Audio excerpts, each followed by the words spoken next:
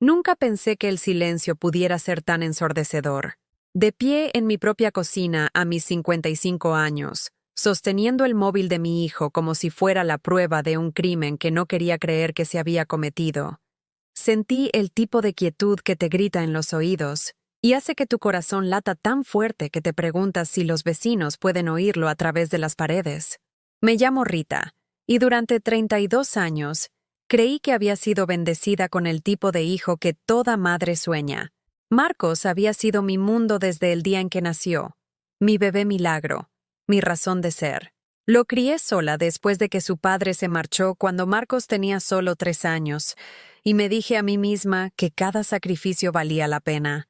Cada doble turno en el hospital, cada vacación perdida, cada vez que usaba el mismo vestido para las reuniones de la parroquia mientras me aseguraba de que él tuviera las últimas zapatillas de marca, todo parecía justificado porque estaba construyendo algo hermoso. Estaba criando a un buen hombre. Pero aquella tarde de martes, cuando entré en la tienda de reparación de móviles para recoger el dispositivo de Marcos como un simple favor, algo dentro de mi mundo cuidadosamente construido se tambaleó. El joven técnico detrás del mostrador no debía tener más de 25 años, con ojos nerviosos y manos que temblaban ligeramente mientras manejaba el teléfono. Miró alrededor de la pequeña tienda como si buscara testigos antes de inclinarse hacia mí. «Señora», susurró, con la voz apenas audible por encima del zumbido de las luces fluorescentes. «Se supone que no debo decir nada de lo que veo cuando arreglo móviles.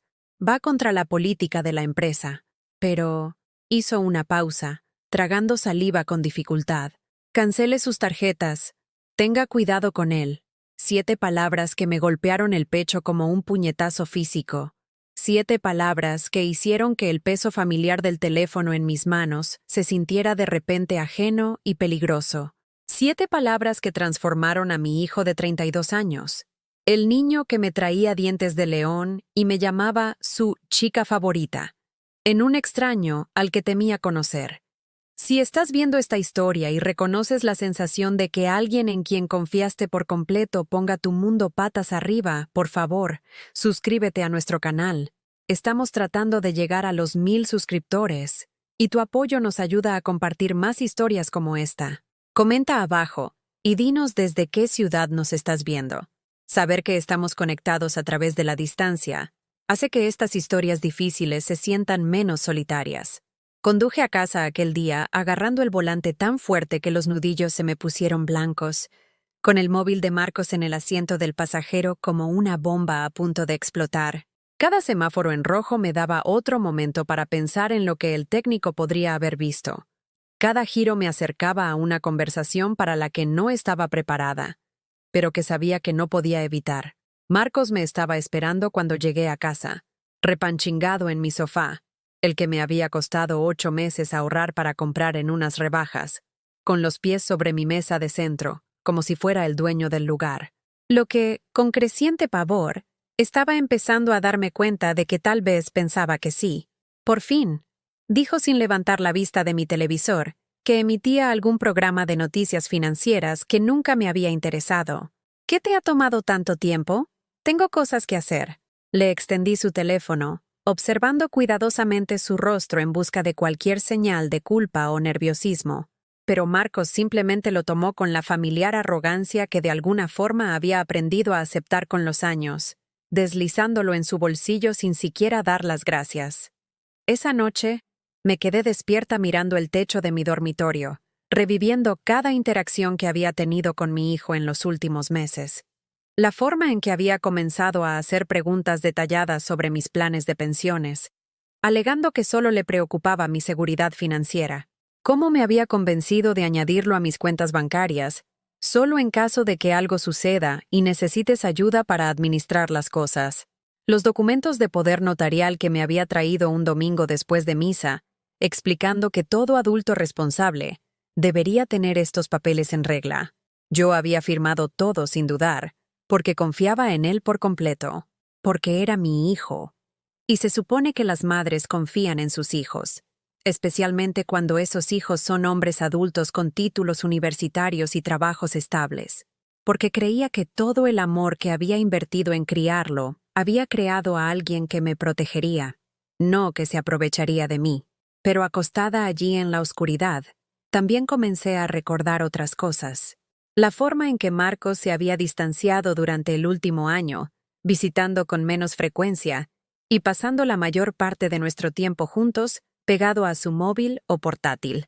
Cómo había comenzado a hacer comentarios sobre mi enfoque anticuado del dinero, sugiriendo que era demasiado conservadora con mis inversiones y demasiado confiada con mis ahorros. La forma sutil pero persistente en que había empezado a cuestionar mi lucidez mental, haciendo bromas sobre despistes de la edad, que no resultaban particularmente graciosas. Recordé la conversación que tuvimos la semana pasada sobre la casa en la que había vivido durante 15 años. La casa por la que había trabajado horas extras durante años para poder pagar. La casa donde había creado un hogar para los dos.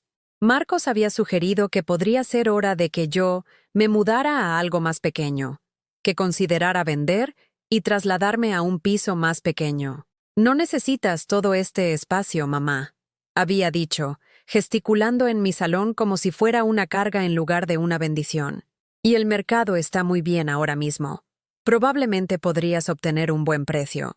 En ese momento, me había sentido conmovida de que estuviera pensando en mi futuro, preocupado por mis necesidades prácticas a medida que envejecía. Ahora, mirando las sombras en mi techo, me pregunté si había estado calculando algo completamente diferente. Me pregunté cuánto capital podría obtener si vendía la casa, cuánto de mi hucha de jubilación podría redirigir a sus propios propósitos. La mujer que yo había sido 24 horas antes habría descartado estos pensamientos como tonterías paranoicas. La mujer en la que me estaba convirtiendo, la mujer que la advertencia de ese técnico había despertado, no podía ignorar el patrón creciente de comportamiento que de repente tenía un sentido perfecto y terrible. Pensé en mis padres, que habían trabajado toda su vida para dejar algo a sus hijos.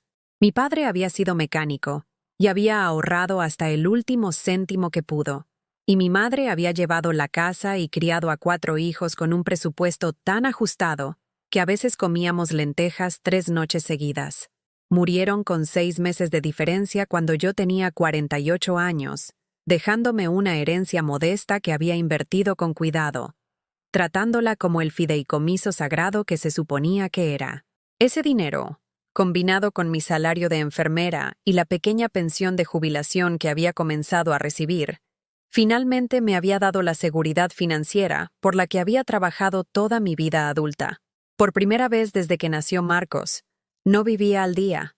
Por primera vez en décadas, podía permitirme pequeños lujos, como comer en un restaurante de vez en cuando, o comprarme ropa nueva sin sentirme culpable por el gasto. Y ahora estaba despierta, preguntándome si mi propio hijo, el chico por el que había sacrificado todo, el hombre que me había enorgullecido tanto criar, estaba planeando sistemáticamente quitármelo todo. La mañana siguiente trajo una llamada telefónica que debería haber sido rutinaria, pero que se sintió como otra pieza de evidencia que no quería coleccionar. Marcos me necesitaba para que lo llevara al banco porque su coche estaba en el taller, o eso dijo. Mientras estaba sentada en el asiento del conductor observándolo a través de las ventanas de cristal del Banco Atlántico, noté lo cómodo que se veía hablando con la cajera, lo familiar que parecía su interacción. Cuando regresó al coche, estaba inusualmente hablador, casi emocionado. Buenas noticias, mamá. Hablé con ellos sobre la consolidación de algunas de tus cuentas. Será mucho más eficiente de esta manera, y puedo ayudarte a llevar un mejor control de todo. La palabra consolidación me cayó como un jarro de agua fría. Yo no le había pedido que consolidara nada. Ni siquiera había mencionado tener problemas para llevar el control de mis cuentas, porque no los tenía. Había estado administrando mis propias finanzas con éxito durante más de 30 años. ¿Qué consolidaste exactamente?, pregunté, tratando de mantener la voz firme mientras mis manos se aferraban al volante. Solo algunas de las cuentas más pequeñas. Nada importante. Confía en mí. Esto es lo que hace la gente cuando llega a tu edad. Es planificación inteligente. Tu edad. La frase me dolió más de lo que debería. 55 años no era ser anciana, y mi mente estaba tan lúcida como siempre. Pero Marcos había estado soltando estos pequeños comentarios durante meses, referencias casuales a mi edad avanzada que me hacían sentir como si ya estuviera con un pie en la tumba y demasiado senil para manejar mis propios asuntos. Esa tarde, llamé yo misma al banco. La joven que respondió fue educada pero cautelosa cuando pregunté por los cambios recientes en mis cuentas. Veo que su hijo tiene poder notarial, dijo. Está autorizado para tomar este tipo de decisiones en su nombre. ¿Hay algún problema? Ningún problema. Mentí. Solo quería entender qué se había movido y a dónde. Pero sí había un problema. Uno grande. 3 de mis cuentas de ahorro más pequeñas habían sido cerradas y los fondos transferidos a la cuenta corriente principal, a la que Marcos ahora tenía acceso. Cuando pregunté por las cantidades específicas, los números me revolvieron el estómago. Casi 15.000 euros que habían estado bien guardados en cuentas separadas, dinero que había estado ahorrando para emergencias, para reparaciones de la casa, para el futuro que estaba tratando de construir. Estaban ahora en una cuenta a la que mi hijo podía acceder cuando quisiera.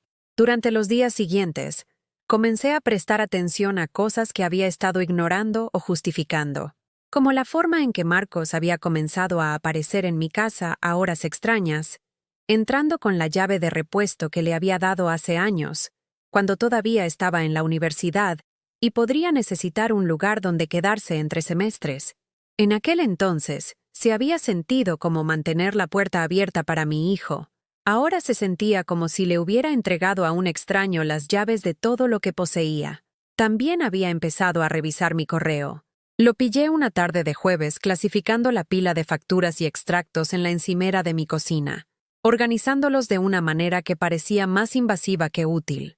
No tienes que preocuparte por estas cosas, mamá, dijo cuando me vio observando. Yo me encargo. Deberías estar relajándote, disfrutando de tu prejubilación. Pero aún no estaba jubilada. Me había prejubilado del hospital donde había trabajado durante 27 años, pero seguía cogiendo turnos ocasionales para mantener mis beneficios activos y complementar mis ingresos. Tenía 55 años, no 85, y era perfectamente capaz de manejar mi propio correo. La peor parte era lo natural que hacía que pareciera todo, cómo presentaba cada invasión como un gesto de amabilidad. Cuando lo encontré una noche en mi ordenador, conectado a mi cuenta de correo electrónico, me explicó que estaba solo revisando para asegurarme de que no te pierdas nada importante. Me reenvié algunas cosas, dijo casualmente. Oportunidades de inversión, información del seguro, cosas que quizás quieras que revise por ti. Quise preguntarle quién le había dado permiso para acceder a mi correo electrónico, pero la pregunta se me atascó en la garganta. ¿Cómo confrontas a tu propio hijo por traicionar tu confianza? ¿Cómo miras a la persona que más amas en el mundo y le preguntas si te está robando? En cambio, comencé a cambiar mis contraseñas. En silencio, con cuidado, cuando Marcos no estaba cerca.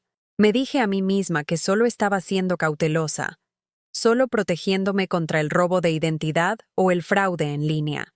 Pero en el fondo, sabía que me estaba protegiendo de mi propio hijo. La evidencia seguía acumulándose como nubes de tormenta antes de un huracán. Encontré extractos bancarios en el bolsillo de la chaqueta de Marcos cuando le estaba haciendo la colada. Extractos de cuentas que ni siquiera sabía que existían. Cuentas que mostraban transferencias regulares desde mi cuenta corriente. Pequeñas cantidades al principio, 50 o 100 euros a la vez. Pero al mirar las fechas, me di cuenta de que esto había estado sucediendo durante casi 6 meses. Cuando lo confronté sobre los extractos, Marcos ni siquiera tuvo la decencia de parecer avergonzado. He estado moviendo parte de tu dinero a inversiones de mayor rendimiento, dijo, como si me estuviera haciendo un favor. Estás perdiendo dinero manteniéndolo todo en cuentas de ahorro básicas. Estoy tratando de ayudarte a construir riqueza. Pero no me preguntaste, dije, con la voz apenas un susurro. No debería tener que preguntar. Estoy velando por tus mejores intereses. Además, me diste el poder notarial específicamente para que pudiera ocuparme de cosas como esta. La crueldad casual de esa respuesta me dejó sin aliento. Le había dado el poder notarial porque confiaba en él, porque quería saber que, si me pasaba algo, Alguien a quien amaba podría encargarse de mis asuntos. Nunca imaginé que lo usaría como carta blanca para tomar lo que quisiera cuando quisiera, pero Marcos no había terminado. Durante la semana siguiente, comenzó a sacar a colación mi edad y mi capacidad mental con más frecuencia, haciendo comentarios sobre mi confusión y mi tendencia a olvidar cosas. Contradecía cosas que yo decía, y luego actuaba preocupado cuando lo corregía. Mamá, hablamos de esto ayer. Decía sobre conversaciones que yo estaba segura de que nunca habían sucedido. Te estás volviendo un poco olvidadiza. Quizás deberíamos hablar con tu doctora sobre eso. La luz de gas era tan sutil, tan cuidadosamente orquestada, que empecé a dudar de mí misma. ¿Estaba olvidando cosas? ¿Me estaba volviendo confusa? ¿Tenía razón Marcos en que necesitaba más ayuda de la que quería admitir? Entonces recordé la advertencia del técnico. Cancele sus tarjetas. Tenga cuidado con él. Ese joven había visto algo en el móvil de Marcos que le hizo romper la política de la empresa para advertir a una extraña. Lo que sea que viera había sido lo suficientemente serio como para que arriesgara su trabajo para alertarme. Comencé a llevar un diario, anotando conversaciones y eventos a medida que ocurrían para poder consultarlos más tarde. Documenté cada vez que Marcos accedía a mis cuentas, cada vez que tomaba decisiones sin consultarme, cada vez que me hacía sentir que estaba perdiendo la cabeza. El diario se convirtió en mi ancla a la realidad, en un mundo donde mi propio hijo estaba socavando sistemáticamente mi confianza en mis propias percepciones. Página tras página se llenó de evidencia de manipulación, robo financiero y abuso emocional disfrazado de preocupación filial. Al releer esas entradas, me di cuenta de que estaba documentando la destrucción de todo lo que había creído sobre mi relación con mi hijo. El niño que había criado para ser honesto y amable se había convertido en un hombre que le estaba robando a su propia madre, mientras la convencía de que era demasiado incompetente para darse cuenta. Pero yo sí me estaba dando cuenta, y lentamente, en silencio, estaba empezando a defenderme. Seguí intentando darle el beneficio de la duda, porque eso es lo que hacen las madres. Ponemos excusas para nuestros hijos mucho después de que han dejado de merecerlas. Así que cuando Marcos sugirió que fuéramos a cenar a la trattoria de Luca, el restaurante italiano donde solíamos celebrar sus buenas notas cuando era joven, pensé que tal vez esta era su manera de reconectar, de volver al hijo que recordaba. Debería haberlo sabido mejor cuando insistió en conducir mi coche en lugar del suyo. El tuyo es más fiable, dijo, pero noté cómo ajustaba mi asiento y los espejos como si estuviera reclamando territorio. Cómo programó su propio teléfono en mi sistema Bluetooth sin pedir permiso. En el restaurante, lo observé pedir los platos más caros del menú, la especialidad de Bogavante, una botella de vino que costaba más de lo que yo solía gastar en la compra de la semana. Cuando el camarero preguntó por el postre, Marcos pidió 3 opciones diferentes para compartir, aunque yo no había tocado ni la mitad de mi propia comida. Esto está bien, ¿verdad, mamá?, dijo, levantando su copa de vino. Deberíamos hacer esto más a menudo. Te mereces darte un capricho. Pero cuando llegó la cuenta, hizo un numerito de palparse los bolsillos y revisar su móvil. Oh, maldición. Mi cartera está en mi otro coche. Mamá, ¿puedes pagar esta vez? Te lo pagaré después. Sabía que no me pagaría después. Al igual que no me había pagado la reparación de emergencia del coche que cubrí el mes pasado, o la fianza del piso para el que afirmó que necesitaba ayuda, o las docenas de otros préstamos temporales que se habían convertido en regalos permanentes sin mi consentimiento, pagué la cuenta de 140 euros con mi tarjeta de crédito, observando cómo el camarero la pasaba por el datáfono mientras Marcos charlaba casualmente sobre sus planes de fin de semana. Planes que aparentemente incluían un viaje de esquí con amigos a Sierra Nevada, un resort que yo nunca podría permitirme visitar. De camino a casa, volvió a sacar a colación mi casa. Sabes, mamá, he estado pensando, este lugar se está volviendo demasiado para ti. El jardín, el mantenimiento, todas esas escaleras. ¿Has considerado lo que pasaría si te cayeras y no pudieras levantarte? La preocupación en su voz sonaba genuina, pero yo había aprendido a escuchar el cálculo que se escondía debajo. A Marcos no le preocupaba que me cayera por mis propias escaleras.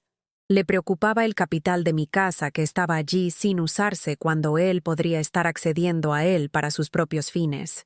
Soy perfectamente capaz de gestionar mi propia casa, dije. Pero incluso para mis propios oídos, mi voz sonó más defensiva que segura. Claro que lo eres, ahora mismo. Pero tenemos que pensar en el futuro. ¿Qué pasa dentro de 5 años?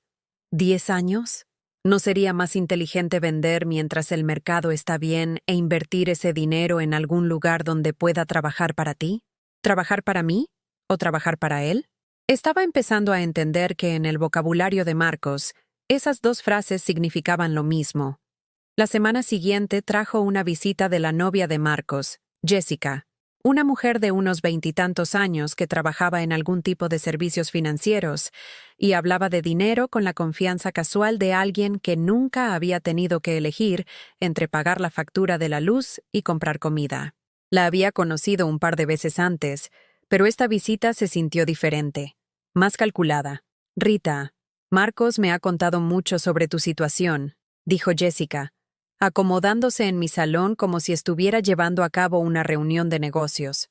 Creo que es maravilloso lo involucrado que está en ayudarte a planificar tu futuro. Mi situación, como si tener 55 años y ser financieramente estable fuera algún tipo de condición médica que requería intervención profesional.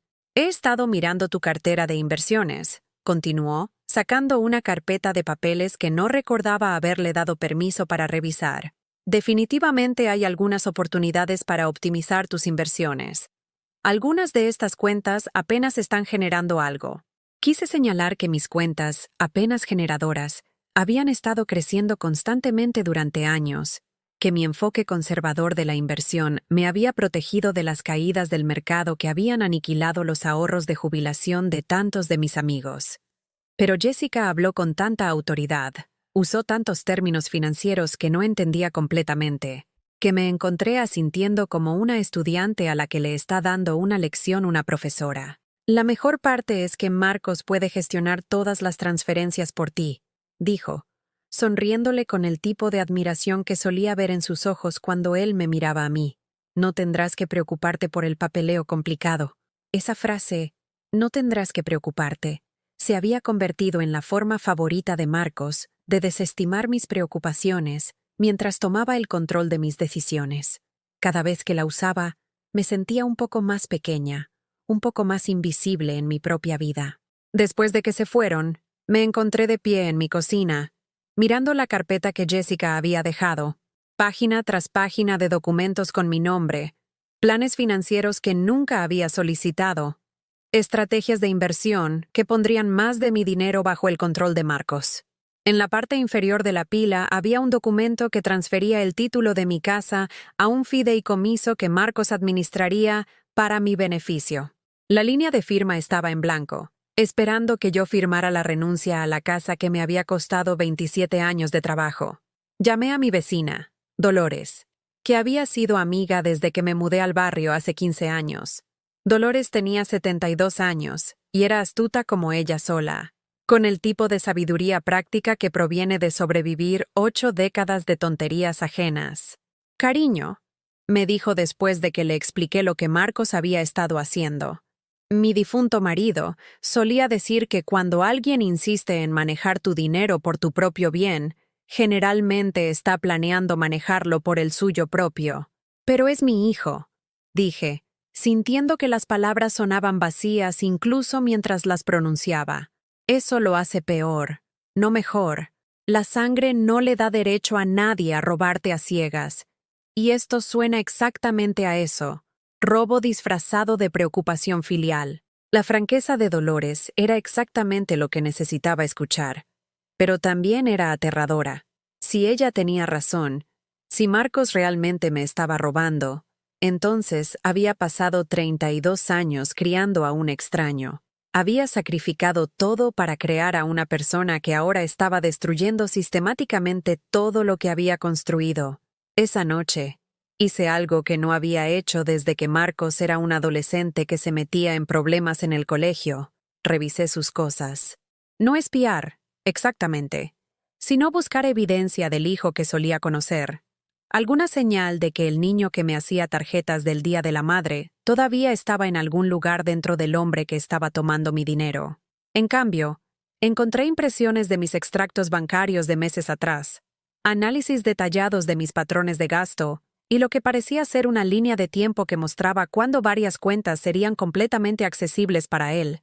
Había notas escritas a mano calculando el valor de venta potencial de mi casa, estimaciones de mi esperanza de vida basadas en tablas actuariales y un plan de negocios para algo llamado Inversiones Familiares Morrison, que parecía implicar usar mis activos como garantía para empresas de las que no sabía nada.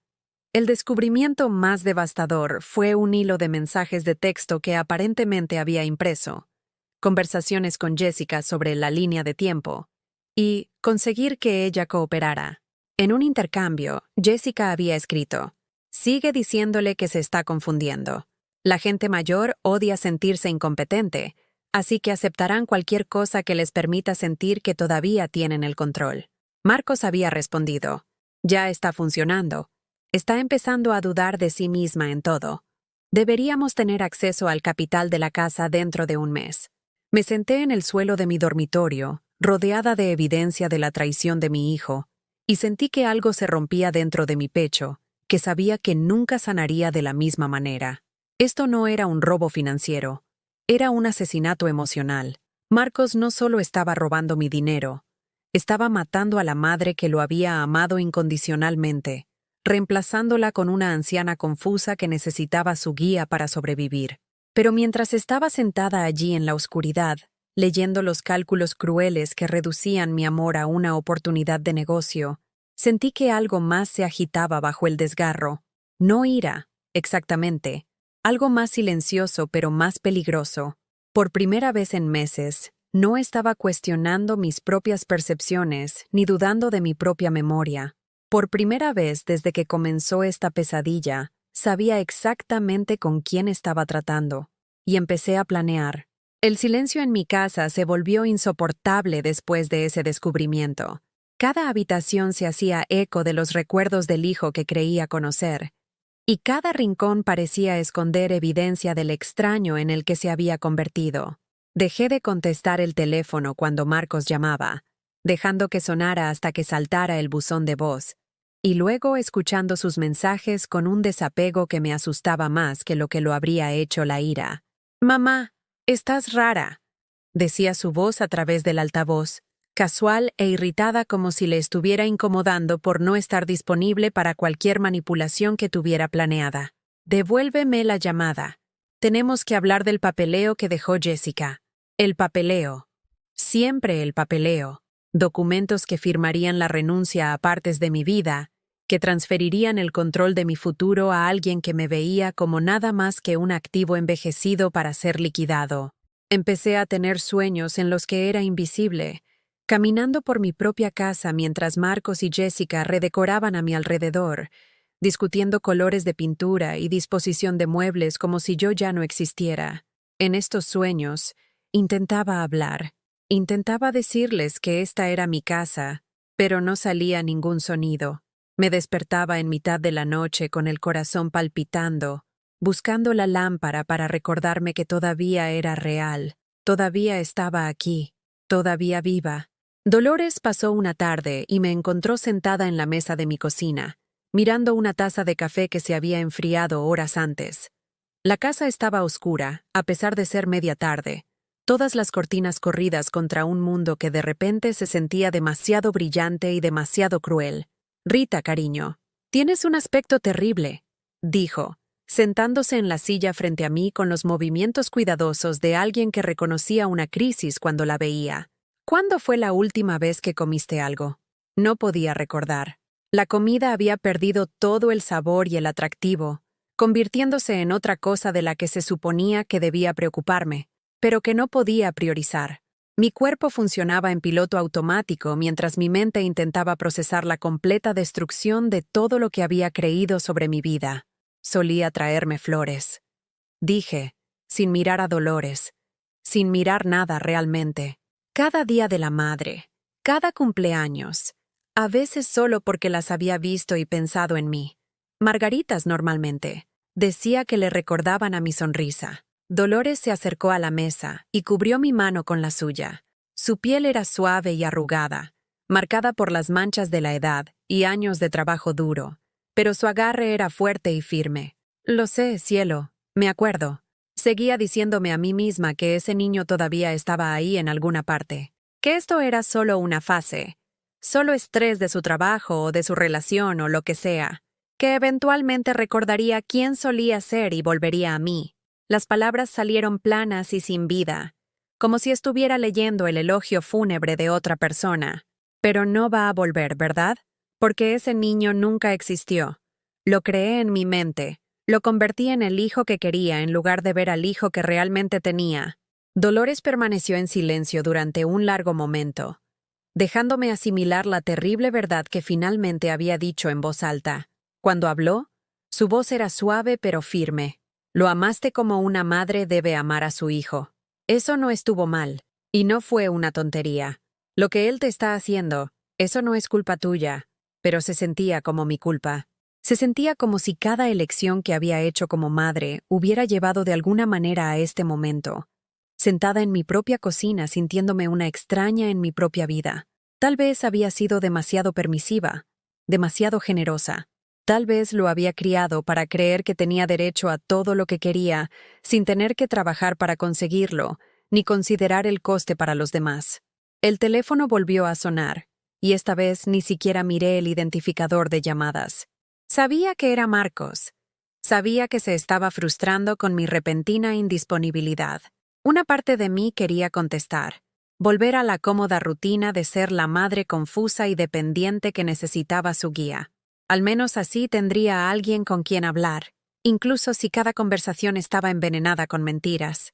Deberías cambiar las cerraduras, dijo Dolores, observándome ignorar el teléfono que sonaba, y tus contraseñas bancarias, y tal vez hablar con un abogado sobre ese poder notarial. ¿Cuál es el punto? La pregunta salió más cortante de lo que había pretendido, con un filo de amargura que había estado tratando de reprimir durante semanas. Ya me ha quitado la mayor parte de mi dinero. La casa será lo siguiente. ¿Y luego qué? Seré una de esas ancianas que viven en pisos sociales, contándole a cualquiera que quiera escuchar sobre el hijo desagradecido que destruyó su vida. Para allá. La voz de Dolores cortó mi autocompasión con precisión quirúrgica. Tienes 55 años, no 95. Tienes un cerebro en la cabeza y habilidades que la gente necesita. Sobreviviste a ser madre soltera, te abriste camino a través de la escuela de enfermería, criaste a un hijo sola. ¿Crees que todo eso simplemente desaparece porque una persona traicionó tu confianza? Quería creerle, pero la lucha se me había agotado. Cada día se sentía como nadar contra una corriente que seguía haciéndose más fuerte, y estaba cansada de luchar contra lo inevitable. Tal vez Marcos tenía razón. Tal vez me estaba haciendo demasiado mayor para manejar mis propios asuntos. Tal vez la confusión y el olvido que seguía mencionando eran reales, y yo simplemente no podía verlo por mí misma. Esa noche, me senté en mi salón con el televisor encendido, pero el volumen bajo, viendo a la gente moverse a través de sus vidas con guión, mientras intentaba descubrir cómo continuar con la mía sin guión. La casa se sentía demasiado grande a mi alrededor, llena de espacios vacíos que solían estar llenos de propósito y esperanza. Saqué los álbumes de fotos que Marcos había descartado como sin valor cuando estaba catalogando mis pertenencias, pasando páginas de recuerdos que ahora se sentían como ficción. Ahí estaba yo, más joven y feliz, sosteniendo a un niño de mejillas regordetas que extendía la mano hacia la cámara con los dedos pegajosos. Fiestas de cumpleaños, obras de teatro escolares, ceremonias de graduación, toda una vida documentada en fotografías descoloridas que contaban la historia de un amor que yo había pensado que era mutuo. En una foto, Marcos no podía tener más de 7 años, desdentado y sonriendo mientras me presentaba una tarjeta hecha a mano, cubierta de corazones de cera y letras torcidas que deletreaban «La mejor mamá del mundo». Recordé ese día claramente, lo orgulloso que estaba de su creación, cómo me había hecho prometer que la guardaría para siempre. Todavía tenía esa tarjeta, guardada en una caja de zapatos con docenas de otras que había hecho a lo largo de los años. Evidencia de una infancia que había parecido tan llena de afecto genuino, tan intocada por la crueldad calculadora que estaba presenciando ahora. O ese niño pequeño había sido un actor excepcional, o algo había muerto en él entre entonces y ahora. De cualquier manera, se había ido, y llorarlo se sentía como guardar luto por alguien que nunca había existido realmente. La luz se fue alrededor de la medianoche. Probablemente otra tormenta que había derribado líneas en algún lugar del barrio. Me senté en la completa oscuridad de mi salón, sin molestarme en buscar velas o linternas, encontrando algo casi pacífico en la ausencia de luz artificial. En la oscuridad, no podía ver la evidencia de mi mundo encogiéndose. No podía recordar todas las cosas que Marcos había tomado o planeado tomar. Durante unos minutos me permití imaginar cómo sería simplemente desaparecer. No de manera dramática, no como algún tipo de declaración, sino en silencio, pacíficamente. Escabullirme de una vida que se había vuelto demasiado dolorosa de habitar, para evitarme la humillación de ver a mi hijo destruir sistemáticamente todo lo que había construido. Pero incluso en mi desesperación más profunda, algo en mí se resistió a esa rendición final. Tal vez era terquedad, tal vez era la parte de mí que había sobrevivido a 32 años de maternidad soltera y 27 años de exigencias físicas y emocionales como enfermera. Tal vez era solo el instinto humano básico de seguir respirando, seguir luchando, incluso cuando luchar parecía inútil. Cuando la luz regresó una hora más tarde, inundando la habitación con luz repentina, yo seguía sentada allí, todavía respirando, todavía viva en una vida que se había vuelto irreconocible, pero que aún era mía para vivir. Miré alrededor de mi salón. Lo miré de verdad por primera vez en semanas. Esta era mi casa. Me había ganado cada mueble, pagado cada mejora, elegido cada detalle con cuidado e intención. Marcos podría tener la autoridad legal para quitármela, pero no se había ganado el derecho a ella. Durante 32 años, me había definido a través de mi amor por mi hijo, pero tal vez era hora de recordar quién había sido antes de que él naciera, quién podía ser si dejaba de permitir que su traición definiera mi valía. Todavía tenía algo que él había olvidado, algo a lo que no podía acceder, controlar o robar. Todavía me tenía a mí misma. La mañana después del apagón, desperté diferente. No de manera dramática, no con algún momento de claridad repentina de película, sino con un cambio tranquilo que se sintió como un hueso recolocándose tras una fractura. Hice mi café de la misma manera que lo había hecho durante 20 años, pero lo bebí de pie junto a la ventana de la cocina, viendo el amanecer pintar mi patio trasero en tonos dorados y ámbar, viéndolo de verdad por primera vez en meses. Empecé a observar en lugar de reaccionar. Cuando Marcos llamó esa tarde, contesté al cuarto timbrazo, manteniendo mi voz neutral y agradable mientras lo escuchaba quejarse de mi reciente indisponibilidad. «Mamá, he estado preocupado por ti. No me has devuelto las llamadas, y Dolores mencionó que parecías molesta por algo. ¿Te encuentras bien?» Dolores no le había mencionado nada. Por supuesto, Marcos estaba sondeando, intentando averiguar por qué su madre, generalmente complaciente, se había vuelto repentinamente impredecible. Podía escuchar el cálculo detrás de su preocupación, la forma en que estaba probando mis respuestas para medir si su control se estaba escapando. «Estoy bien, cariño», dije, el cariñoso deslizándose de mi boca como una mentira practicada. «Solo he estado cansada últimamente. Ya sabes cómo es». «Bueno, eso es precisamente de lo que quería hablarte. Jessica cree que deberíamos hacer que te revise un médico. A veces la fatiga puede ser una señal de, bueno, problemas cognitivos. Señales de alerta temprana». Ahí estaba. La sugerencia, plantada con tanto cuidado, de que mi comportamiento reciente era evidencia de deterioro mental en lugar de conciencia despierta.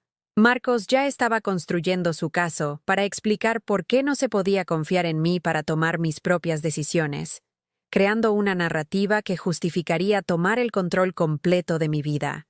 «Tal vez sea una buena idea», dije, sorprendiéndolo con mi acuerdo. «Pediré cita esta semana».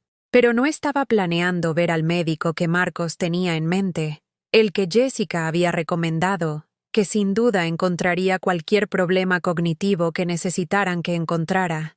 Estaba planeando ver a la doctora Martínez, que había sido mi médica durante 15 años, y sabía exactamente lo lúcida que estaba mi mente.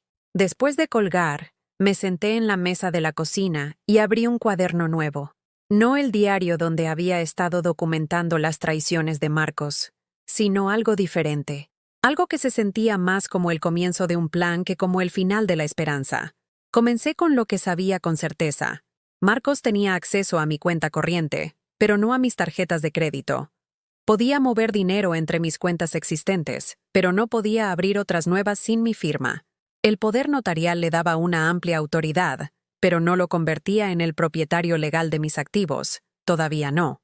Lo más importante es que no sabía sobre la caja de seguridad que había mantenido en otro banco durante más de una década. Aquella donde guardaba copias de documentos importantes, algo de dinero en efectivo y las joyas de mi abuela. Fue una precaución que tomé cuando Marcos aún era un adolescente, cuando solo estaba siendo responsable en lugar de protegerme de mi propio hijo. Esa tarde, conduje al Banco Atlántico, la pequeña institución local donde había mantenido la caja de seguridad desde que Marcos comenzó la universidad. La señora Jiménez, la gerente de la sucursal, me recordó y sonrió cálidamente mientras me acompañaba a la bóveda. «Hace tiempo que no te veía, Rita. ¿Qué tal le va a tu hijo?» «Creciendo», dije simplemente. Lo cual era bastante cierto, aunque no de la manera en que ella probablemente imaginaba. Dentro de la caja de metal había tesoros que había olvidado que poseía. La escritura original de mi casa, mostrando el título claro solo a mi nombre. Copias de mis licencias y certificaciones de enfermería, prueba de cualificaciones que Marcos había comenzado a descartar como obsoletas. El certificado de matrimonio de mis padres y mi propia partida de nacimiento. Documentos que establecían mi identidad independientemente de mi papel como madre de alguien. Pero el descubrimiento más valioso fue un documento que había firmado años atrás y olvidado. Un formulario de revocación de poder notarial que mi abogado me había dado por si acaso. Ya estaba notariado, ya era legal, esperando solo que lo presentara ante las instituciones apropiadas. También encontré algo más. Una carta de mi padre, escrita poco antes de su muerte, que había guardado pero que nunca había apreciado por completo. Su letra era temblorosa por la enfermedad que se lo llevaría, pero sus palabras eran fuertes y claras. «Rita», había escrito, «eres la persona más fuerte que conozco, incluso si no siempre lo ves tú misma. Recuerda que la fuerza no siempre se parece a la lucha. A veces se parece a la paciencia, a veces se parece a la planificación, y a veces se parece a saber exactamente cuándo dejar de ser amable y empezar a protegerte». Leí esas palabras 3 veces, sentada en la tranquila privacidad de la bóveda del banco, sintiendo que mi padre estaba extendiendo la mano a través de años de dolor para recordarme quién había sido antes de que el amor me hiciera vulnerable a la explotación. Esa noche, hice algo que no había hecho desde que Marcos era un niño pequeño. Investigué, no la recopilación pasiva de información que había hecho cuando intentaba comprender su comportamiento, sino una investigación activa y con propósito. Aprendí sobre el abuso financiero a personas mayores, sobre las protecciones legales disponibles para personas en mi situación, sobre los recursos que existían para las víctimas de explotación familiar. Las estadísticas eran asombrosas.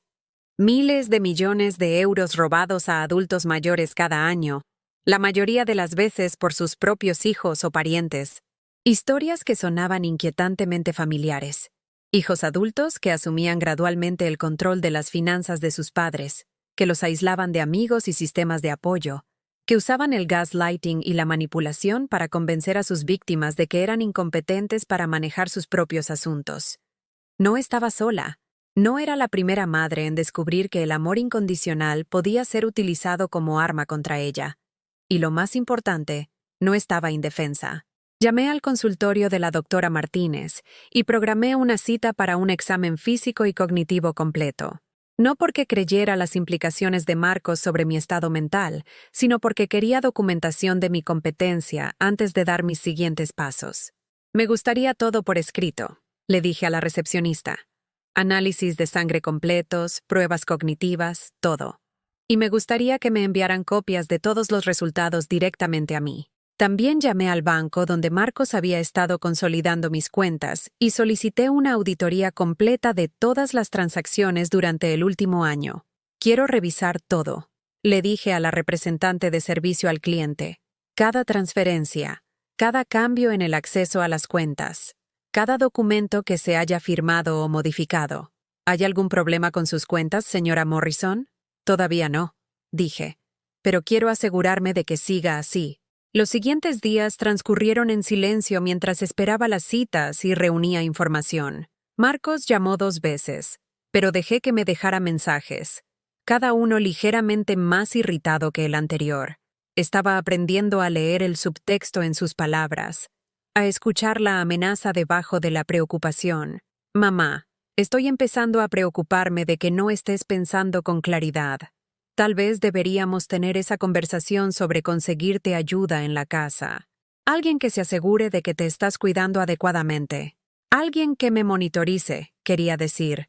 Alguien que le informara de mis actividades, que se asegurara de que no estuviera desarrollando una independencia inconveniente o haciendo preguntas incómodas. Pero ya había superado el punto de ser intimidada por sus implicaciones. Cada día que pasaba sin contacto, era un día que usaba para fortalecer mi posición, para educarme sobre mis opciones, para construir una base para lo que viniera después. Dolores pasó una tarde y me encontró en la mesa de la cocina, rodeada de papeles y con un aspecto más vivo de lo que había estado en semanas. «Vaya, mira qué bien te veo», dijo, sentándose en su silla habitual con evidente aprobación. «Pareces alguien que ha recordado que tiene columna vertebral». «Estoy poniendo mis asuntos en orden», dije, sin dar detalles sobre lo que eso significaba, pero sintiéndome segura de que ella lo entendería. «Bien, y cuando estés lista para usar esos asuntos, avísame si necesitas ayuda para apuntar». Esa noche, volví a soñar con mi padre, pero esta vez no estaba enfermo ni moribundo. Estaba de pie en su taller, enseñándome a usar herramientas como había hecho cuando yo era joven. En el sueño, me entregó un martillo y dijo: «A veces tienes que construir algo nuevo antes de poder derribar lo que está roto». Me desperté entendiendo exactamente lo que quería decir. Todavía no era momento de confrontación, no era momento de ira, ni de acusaciones, ni de revelaciones dramáticas. Era momento de preparación cuidadosa y metódica, momento de construir mis defensas antes de desmantelar su ofensiva. Marcos pensaba que estaba tratando con una mujer confusa y envejecida, que necesitaba su guía para navegar por un mundo que se había vuelto demasiado complicado para ella sola. Lo que no se daba cuenta era de que en realidad estaba tratando con una enfermera que había pasado 27 años tomando decisiones de vida o muerte bajo presión, resolviendo problemas que no tenían soluciones obvias y protegiendo a personas que no podían protegerse a sí mismas.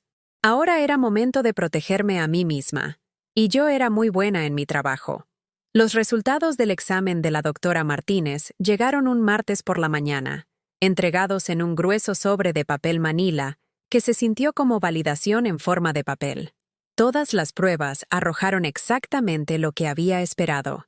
Función cognitiva perfecta, excelente retención de memoria, sin signos de confusión o deterioro.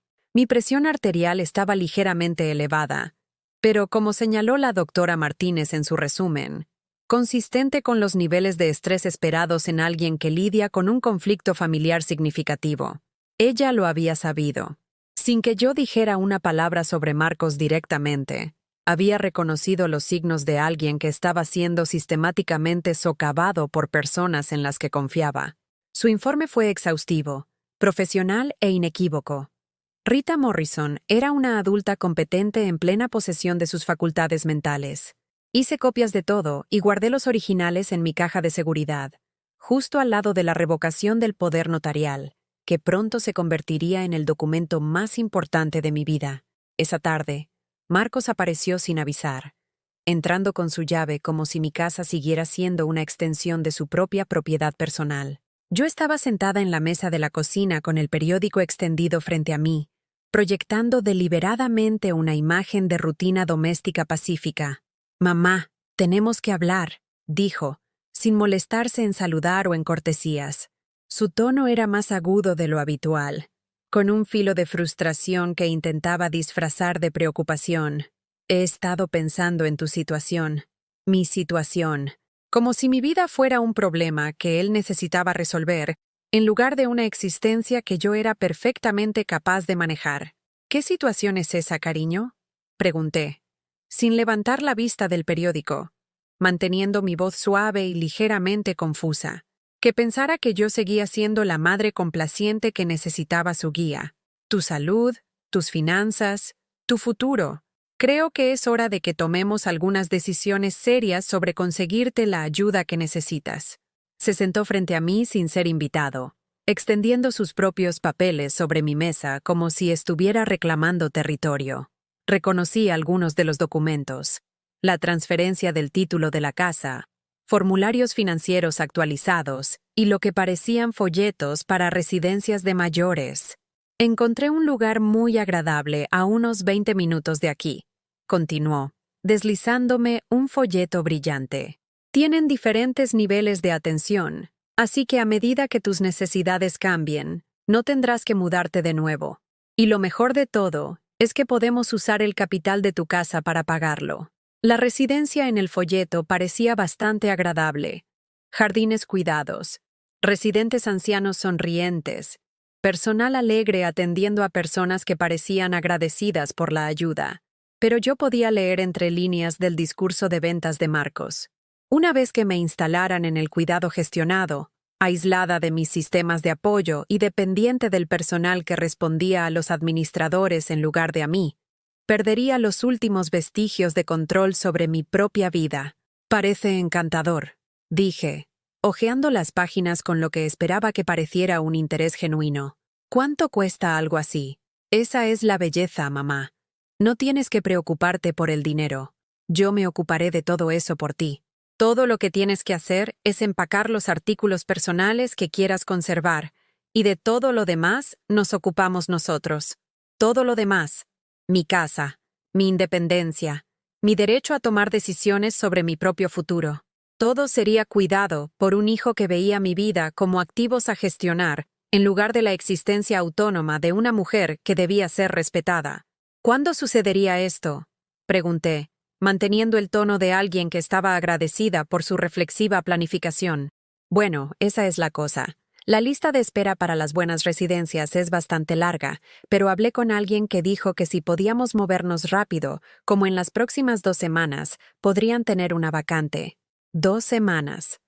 Marcos estaba acelerando su línea de tiempo, probablemente porque mi reciente indisponibilidad lo había puesto nervioso por perder el control de la situación.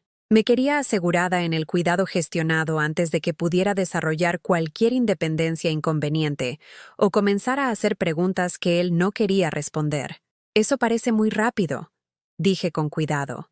Sé que parece repentino, pero sinceramente, mamá, he estado preocupado por ti durante meses. Vivir sola en esta casa grande, manejando todas estas decisiones financieras por ti misma, es demasiado para alguien de tu edad.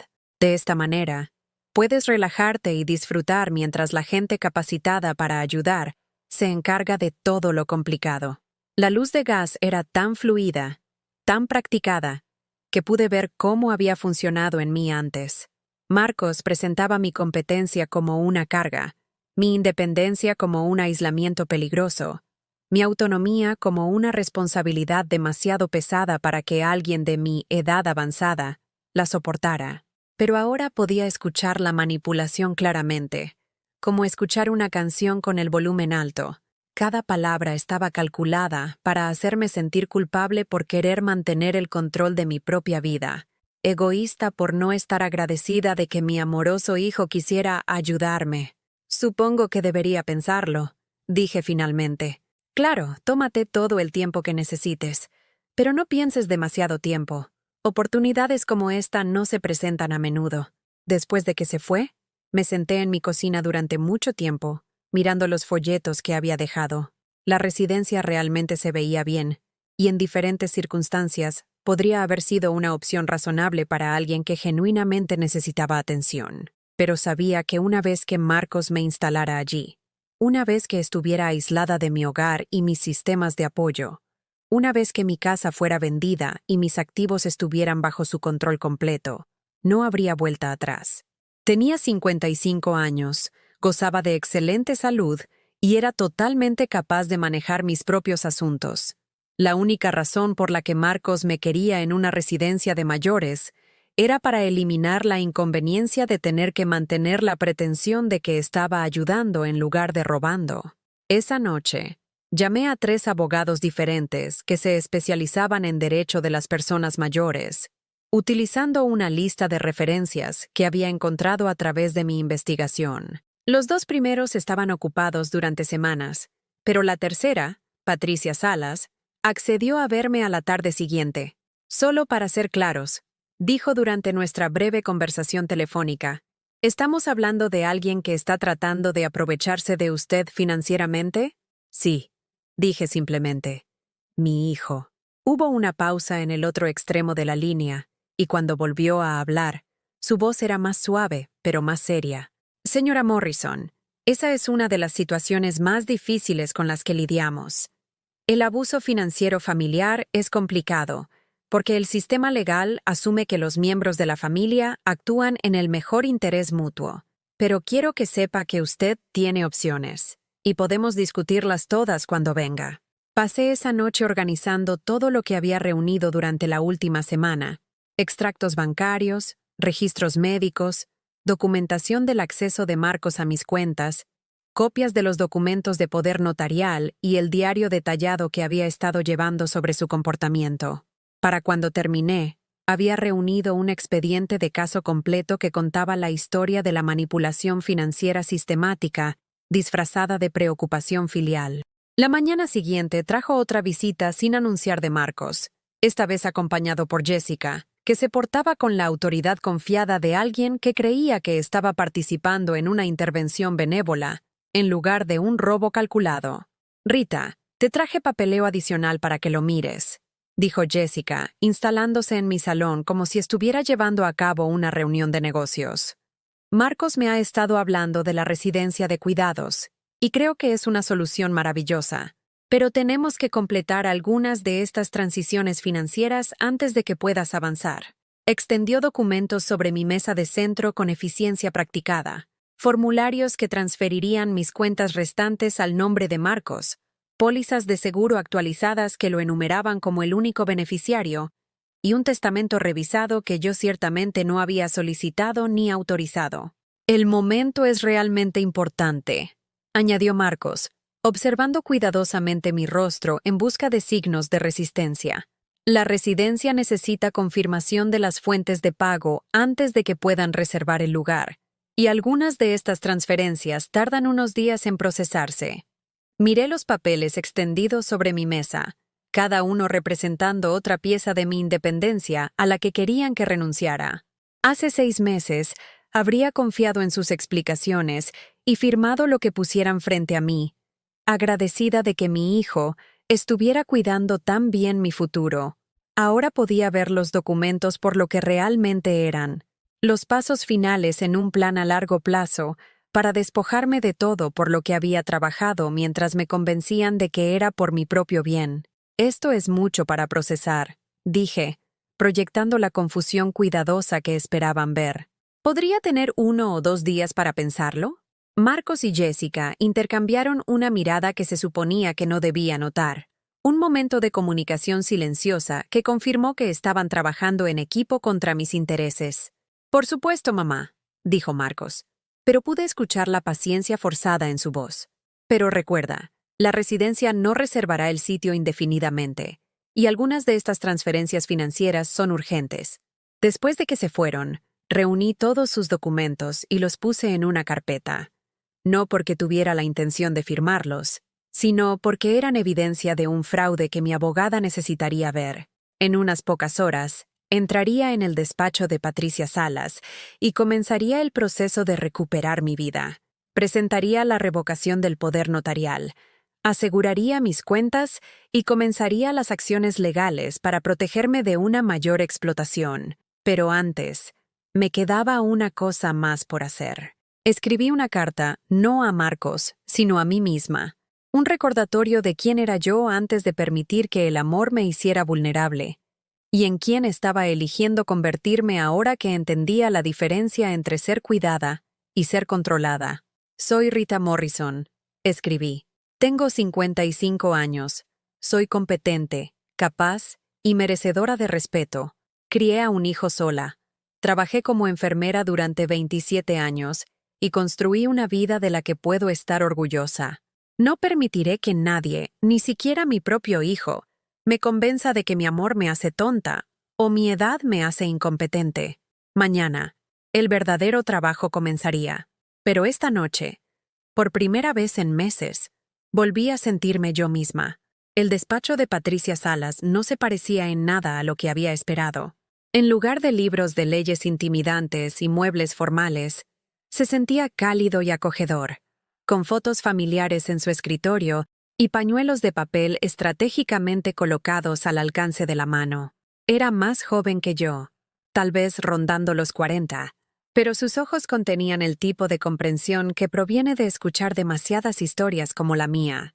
Antes de empezar, dijo, revisando el expediente que había reunido, quiero que sepa que lo que está describiendo es más común de lo que podría pensar. Los hijos adultos que explotan financieramente a sus padres a menudo siguen patrones muy similares, y usted ha hecho un excelente trabajo documentando todo. Ella extendió mi evidencia sobre la mesa de conferencias. Extractos bancarios que mostraban transferencias no autorizadas, la evaluación médica que probaba mi competencia, copias de los documentos de poder notarial y capturas de pantalla de los mensajes de texto de Marcos discutiendo su línea de tiempo para acceder a mis activos. Esto es un manual de libro de texto sobre abuso financiero a personas mayores, continuó, con su voz objetiva pero no cruel. La buena noticia es que lo detectó antes de que pudiera completar el robo. El poder notarial es legítimo, pero no le otorga la propiedad de sus activos, solo la autoridad de gestión, que usted puede revocar en cualquier momento.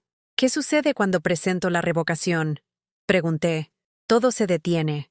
Su acceso a sus cuentas, su autoridad para tomar decisiones financieras en su nombre, su capacidad para transferir sus activos, todo termina inmediatamente. Pero Rita, debe entender que esto probablemente destruirá su relación con su hijo de forma permanente. ¿Está preparada para eso?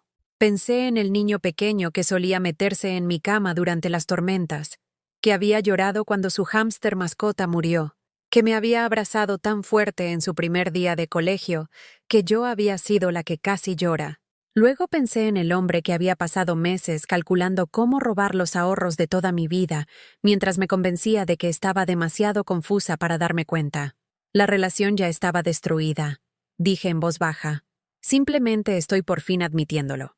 Pasamos 2 horas revisando mis opciones, preparando documentos y planificando lo que Patricia llamó el triaje financiero. Pasos inmediatos para proteger mis activos restantes. Cuando salí de su despacho, tenía un plan de acción claro y el respaldo legal para ejecutarlo. La primera llamada que hice fue a mi banco, utilizando un guión que Patricia me había ayudado a preparar. Soy Rita Morrison, titular de la cuenta corriente terminada en 4847. Necesito revocar inmediatamente el acceso del poder notarial para Marcos Morrison y establecer una alerta de fraude en todas mis cuentas. El proceso fue sorprendentemente simple. En 1 hora, el acceso de Marcos a mis cuentas fue cancelado y se implementaron nuevos protocolos de seguridad que requerían mi presencia física y mi identificación con foto para cualquier transacción significativa. La segunda llamada fue a la residencia de mayores que Marcos me había estado presionando para considerar. Llamo para informarles que cualquier comunicación que hayan tenido con mi hijo Marcos Morrison con respecto a mi posible residencia no estaba autorizada. Le dije a la coordinadora de admisiones, no estoy buscando servicios de residencia de mayores, y cualquier solicitud o compromiso financiero realizado en mi nombre debe considerarse fraudulento. Esa tarde, conduje al Banco Atlántico, donde Marcos había estado consolidando mis cuentas, y solicité una reversión completa de todas las transferencias realizadas sin mi consentimiento explícito por escrito. El proceso tardaría unos días, pero el gerente me aseguró que el acceso no autorizado de Marcos calificaba como un delito de usurpación de identidad, y el banco trabajaría para recuperar mi dinero. Luego volví a casa y esperé. Marcos llamó esa noche, y pude escuchar la confusión en su voz incluso antes de que hablara. Mamá, estoy teniendo algún tipo de problema con el banco. Dicen que mi acceso a tus cuentas ha sido revocado, pero eso tiene que ser un error. ¿Puedes llamarlos mañana y arreglar esto? No es un error, Marcos, dije, con mi voz firme y tranquila. Hoy revoqué tu poder notarial. El silencio al otro lado de la línea se extendió tanto que me pregunté si la llamada se había cortado. Cuando finalmente habló, su tono había cambiado por completo. No más falsa preocupación, no más gentileza manipuladora. ¿De qué demonios estás hablando? No puedes simplemente revocarlo. Teníamos un acuerdo. Teníamos un acuerdo de que me ayudarías a administrar mis finanzas si me volvía incapaz de hacerlo yo misma. En cambio, me has estado robando durante meses mientras intentabas convencerme de que estaba demasiado confusa para darme cuenta. ¿Robando? Mamá, todo lo que he hecho ha sido por tu propio bien. No estás pensando con claridad. Basta. La palabra salió más cortante de lo que había pretendido, cortando su intento de hacerme luz de gas una vez más.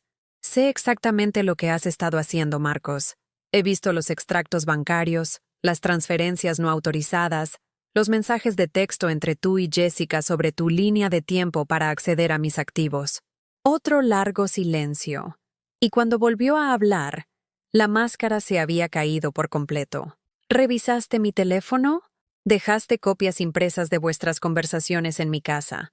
Conversaciones donde tú y Jessica discutíais cómo convencerme de que me estaba confundiendo para que cooperara con vuestros planes. Conversaciones donde calculabas el valor de venta de mi casa y estimabas cuánto tiempo pensabas que viviría.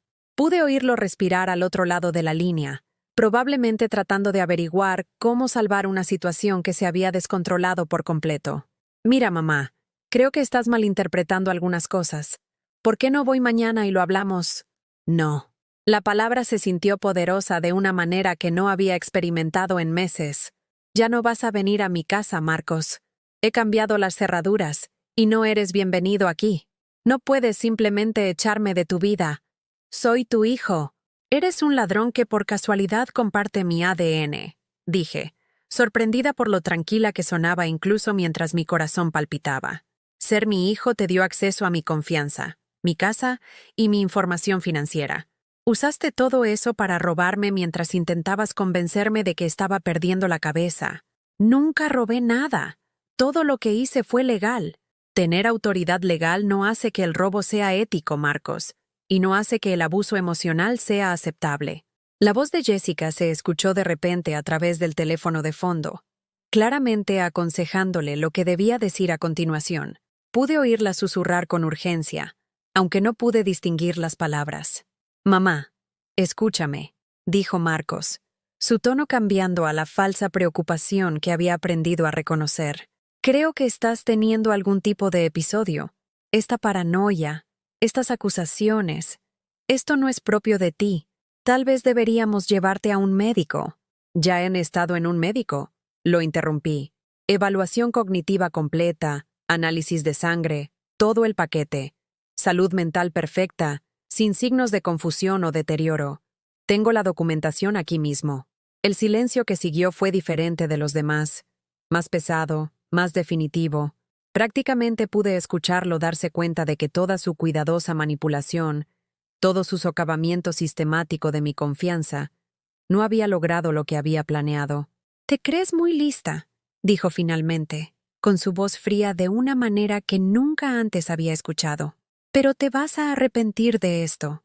Terminarás sola en alguna residencia pública porque fuiste demasiado cabezota para dejar que las personas que realmente se preocupan por ti te ayuden. Las personas que realmente se preocupan por mí no roban mi dinero mientras me dicen que estoy demasiado confusa para manejar mi propia vida», respondí.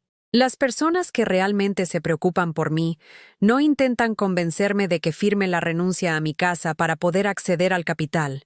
«Bien», dijo, y pude oír a Jessica hablando con más urgencia en el fondo. «¿Quieres hacer esto por las malas?». Veremos lo independiente que eres cuando no te quede nadie para ayudarte. No necesito ayuda de personas que se sirven de lo que es mío, dije. Adiós, Marcos. Colgué el teléfono y me senté en mi cocina, escuchando el silencio que siguió. No era el silencio solitario con el que había estado viviendo durante meses. Era pacífico, limpio, como la quietud que llega después de que se rompe la fiebre. Mi teléfono volvió a sonar casi de inmediato, pero no contesté. Sonó 12 veces más durante la siguiente hora, alternando entre el número de Marcos y el de Jessica, pero dejé que cada llamada fuera al buzón de voz. Cuando finalmente escuché los mensajes a la mañana siguiente, contaban la historia de 2 personas que se habían dado cuenta de que su robo cuidadosamente orquestado había sido descubierto y desmantelado. Los primeros mensajes eran intentos de negociar, de convencerme de que estaba cometiendo un error. Los últimos eran amenazas disfrazadas de preocupación, advertencias sobre lo que le pasaría a una mujer mayor que vive sola, sin apoyo familiar. Pero yo no era mayor, no estaba sola y no tenía miedo. Por primera vez en meses, era libre. 3 meses después, estaba en mi jardín en una fresca mañana de octubre, plantando bulbos que florecerían la próxima primavera. Tenía las manos sucias de tierra. Me dolía un poco la espalda por agacharme, y nunca me había sentido tan viva. Los narcisos y tulipanes que estaba colocando en la tierra eran un acto de fe en mi propio futuro, una promesa a mí misma de que estaría allí para verlos crecer. El banco había recuperado casi todo mi dinero. Las transferencias de Marcos fueron revertidas. Su acceso no autorizado fue documentado como usurpación de identidad, y la investigación había revelado fraudes intentados adicionales que ni siquiera había descubierto. Patricia Salas me dijo que tuve suerte. Muchas personas en situaciones similares nunca recuperan más que una fracción de lo que les robaron. Pero la suerte no tuvo nada que ver. Me había salvado al negarme a aceptar la narrativa de que el amor significaba dejar que alguien me destruyera. Dolores vino esa tarde, como hacía la mayoría de los días ahora. Nuestra amistad se había profundizado en algo que se sentía como familia. El tipo de familia que eliges en lugar del tipo en el que naces. Trajo sidra de manzana fresca del mercadillo y se sentó en la silla de mi cocina con la cómoda facilidad de alguien que pertenece. ¿Alguna noticia de quien tú sabes?, preguntó, aunque ambas sabíamos la respuesta. Silencio de radio durante 6 semanas ya, dije, sirviendo la sidra en vasos que captaban la luz de la tarde que entraba por mis ventanas. Creo que finalmente se ha dado cuenta de que no le queda nada aquí para llevarse. Marcos había hecho algunos intentos más de contacto después de nuestra última conversación telefónica. Un correo electrónico alegando que había estado tratando de protegerme de tomar malas decisiones financieras. Una carta entregada por Jessica que sugería que me estaba aislando de la familia por un orgullo malentendido. Pero cada intento se sentía más desesperado y menos convincente que el anterior. Las amenazas se detuvieron cuando Patricia envió una carta de cese y desistimiento, documentando el abuso financiero y dejando claro que cualquier contacto adicional resultaría en cargos criminales. Marcos podría ser un ladrón, pero no era lo suficientemente estúpido como para arriesgarse a ser procesado por acoso además de todo lo demás. Me enteré a través de cotilleos del barrio de que se había mudado fuera de la ciudad, probablemente para empezar de nuevo en algún lugar donde su reputación no lo hubiera precedido.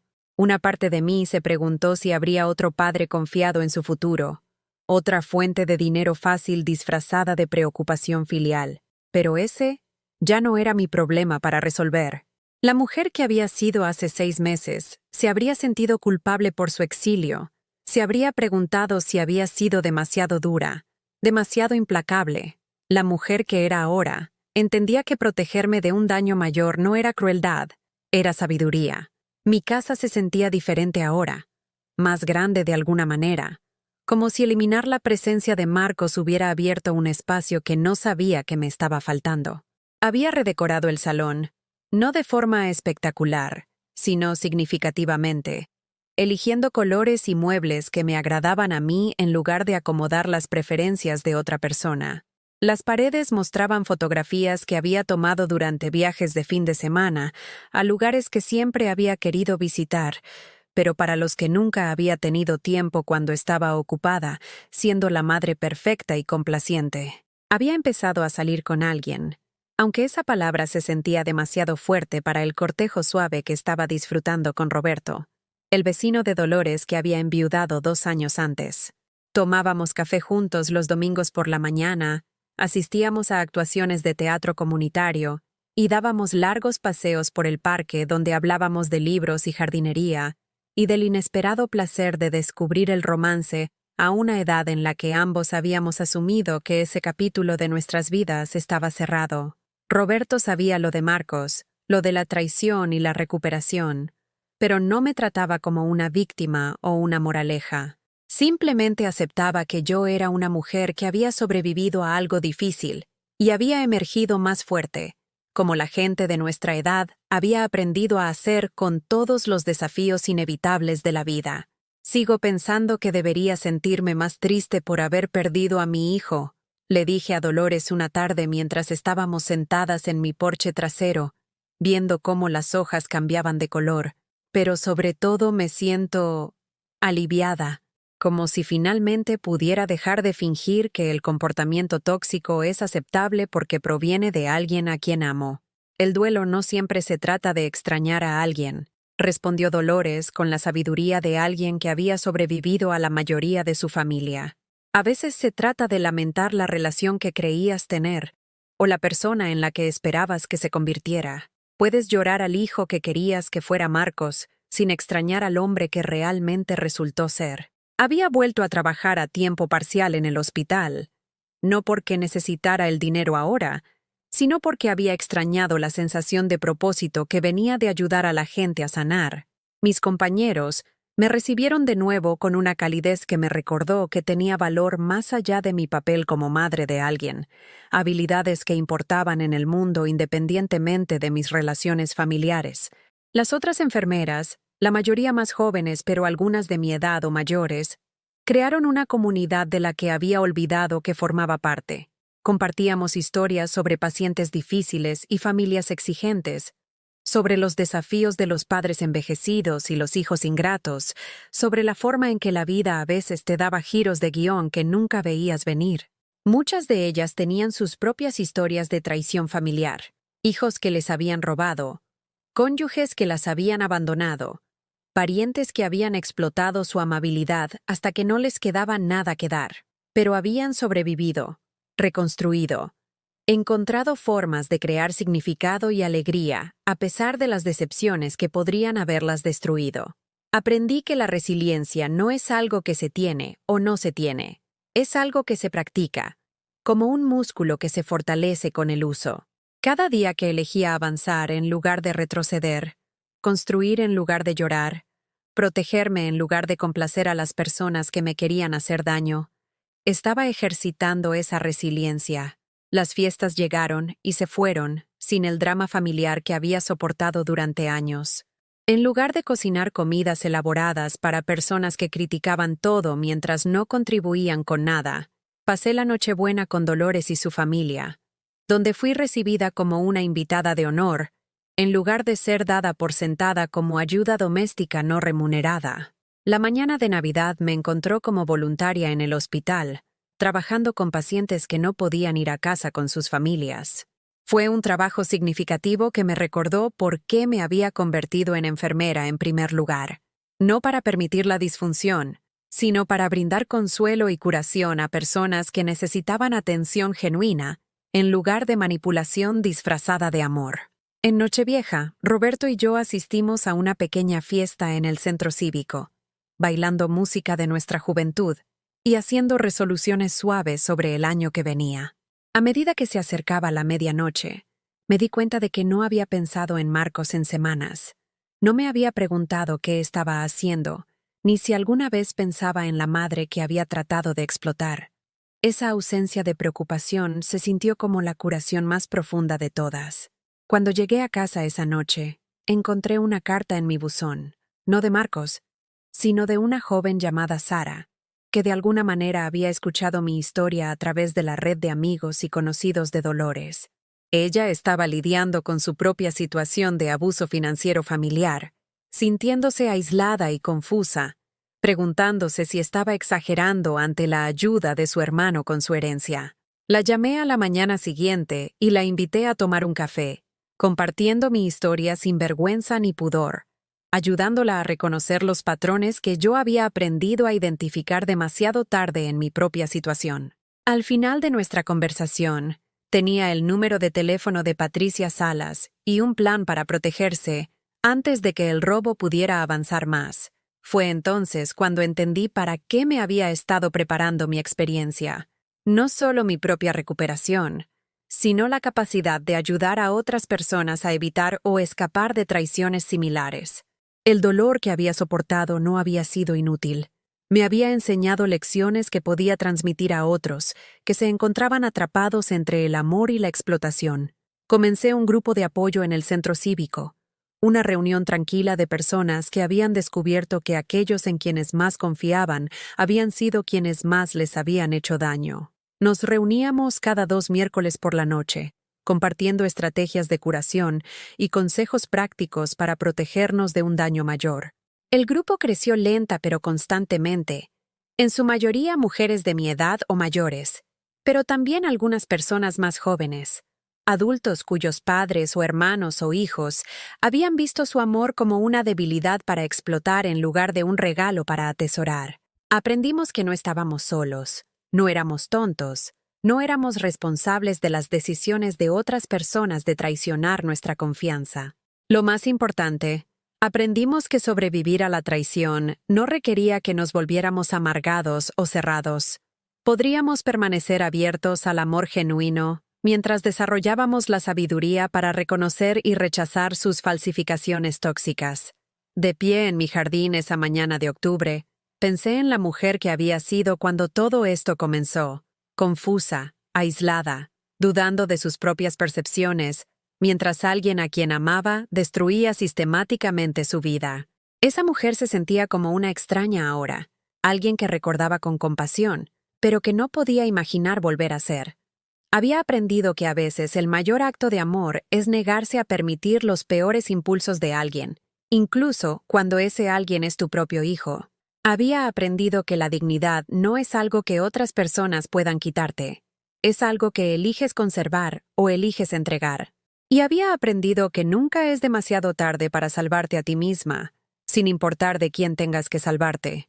Los bulbos que planté esa mañana florecerían la próxima primavera, brillantes y resilientes después de sobrevivir al invierno bajo tierra, justo como yo.